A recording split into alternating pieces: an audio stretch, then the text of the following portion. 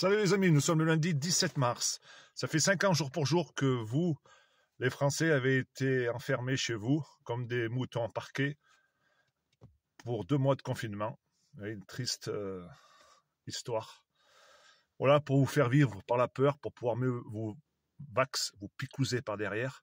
Donc tout ça pour 0,001% de morts. Voilà. Où était cette fameuse pandémie? On l'ignore encore. Tout est en train de sortir grâce à certains rebelles dans certains pays, comme en Slovaquie, comme en Amérique avec Kennedy et compagnie.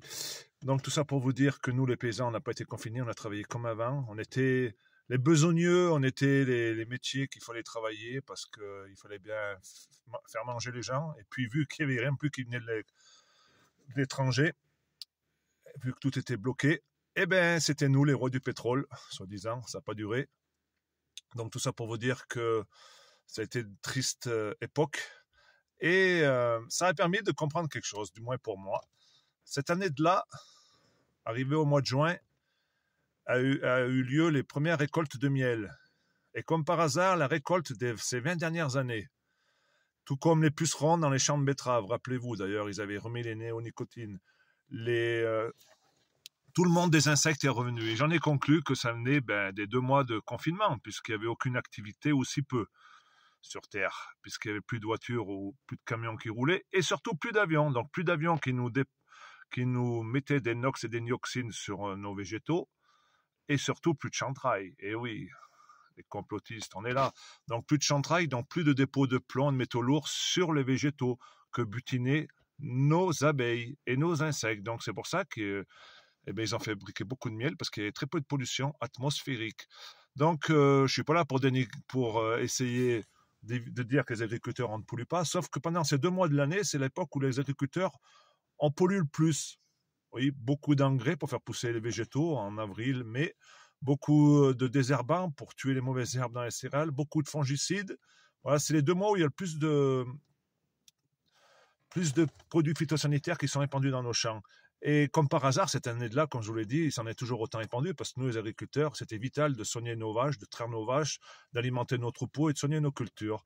Donc, tout ça pour vous dire que, ok, les agriculteurs, on est responsables de la pollution, mais je pense que la plus grosse des pollutions, c'est l'humain qui l'a fait au travers des moteurs à explosion, les NOx et les dioxines, à travers les avions, à travers les chantrails, tout ça est prouvé, je vous le prouve, par le monde des insectes. Et je pense que les abeilles, ce sont bien la première chose, le premier baromètre de la pollution atmosphérique.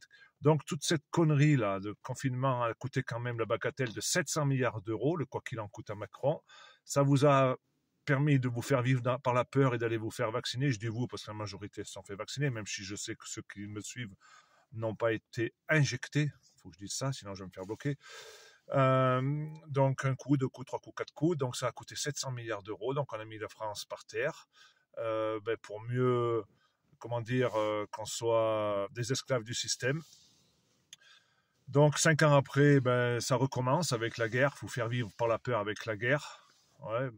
Le nouveau Napoléon, Macron, il est de retour, Napoléon. Il pense aller prendre la Russie à lui tout seul ou avec si peu de pays qui vont le suivre en Europe. Donc tout ça, c'est une véritable mascarade. On sait qui c'est qui est là derrière, on sait qui c'est qui tire les ficelles. En attendant, vous avez été parqués comme des moutons. De Gaulle à une époque, il disait que les Français étaient des veaux. Là, je pense qu'aujourd'hui, on peut dire que les Français sont des moutons. Heureusement, il y en a beaucoup qui se réveillent. Mais en attendant, il me semble que tout ce qui est alcool, cigarettes, ça a tué bien plus de monde et ça tue malheureusement bien plus de monde que le Covid. Sauf que là, c'est une manne financière énorme avec les taxes. Mais là, personne n'est confiné. On n'empêche pas les fabricants de cigarettes tellement que ça gagne de l'argent. Donc on voit vraiment la connerie jusqu'où elle peut aller, d'essayer de vous faire peur par la peur. Qu'est-ce que je pourrais vous dire d'autre? Que ça nous a fait voir que le système, il tient pas par grand-chose, juste par la peur. 700 milliards d'euros quand même, faut pas l'oublier, 700 milliards d'euros avec le vaccin.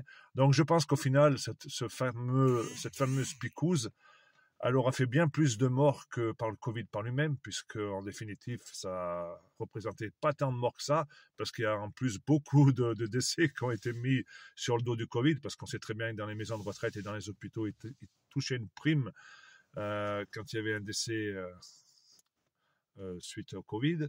Donc, on voit bien la mascarade 5 ans après, même avant. Moi, j'ai pas attendu 5 ans pour le comprendre, mais apparemment, c'est en train de sortir. Donc, j'attends que ça sorte le plus vite possible. Allez, les amis, 5 ans après, la bise.